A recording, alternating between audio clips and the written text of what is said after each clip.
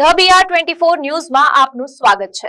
વડોદરા મહાનગરપાલિકાના fire brigade વિભાગમાં outsourcing ડ્રાઈવરોની બેદરકારી સામે ગંભીર આક્ષેપો સામે આવ્યા છે।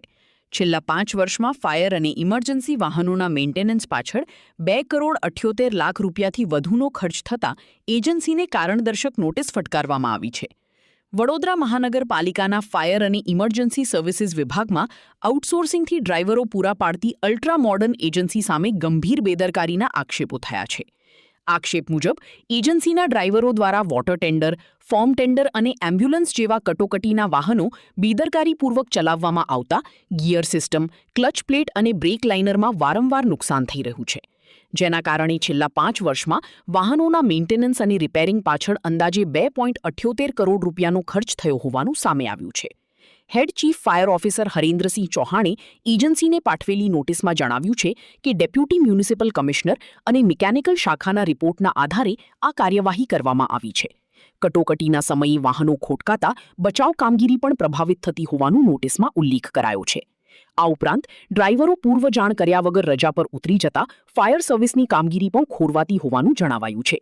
એજન્સીને 3 દિવસમાં પુરાવા સાથે જવાબ રજૂ કરવા સૂચના આપવામાં આવી છે। જો સંતોષકારક જવાબ નહીં મળે તો કરાર રદ કરવાની કાર્યવાહી હાથ ધરવામાં આવશે। આ વખતથી ઘણીવાર આપણને ગાડીઓને એમ તેમ રિપેરિંગના ખર્ચાને એમ વધી રહ્યા છે એવું જાણકારીમાં આવ્યું છે મિકેનિકલ વિભાગ તરફથી। એટલે અમે એજન્સીને નોટિસ આપી છે કે ભાઈ આવું હોય તો ચેક કરે, જે પણ આમાં જવાબદાર કરતા હોય જવાબદારી બંધાય તો એની ઉપર એક્શન લઈ શકીએ।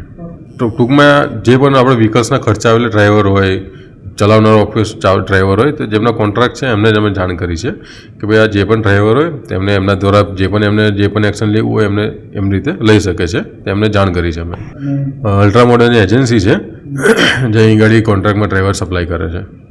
નોટિસમાં જે ઉલ્લેખ કરવામાં આવે છે કે ભાઈ જે પણ ડ્રાઈવરો જે છે એમના દ્વારા એમની જવાબદારી નક્કી કરે અને આવા કોઈ પણ એમ્પ્લોય હોય તો એમની ઉપર એમને પ્રોપર ટ્રેનિંગ આલે, ગાડી વ્હીકલ કેવી રીતના ચલાવે છે કે નહીં, એમનું જો લાઇસન્સ એપ્રુવલ છે કે નહીં એ તમામની એમને જાણકારી આલે।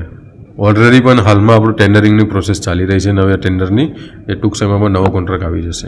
ઓલમોસ્ટ નવું ટેન્ડર આવશે, નવો જે પણ આવે અંદર એમના તો પછી આ ઓટોમેટિક આ ક્લોઝ થઈ જશે।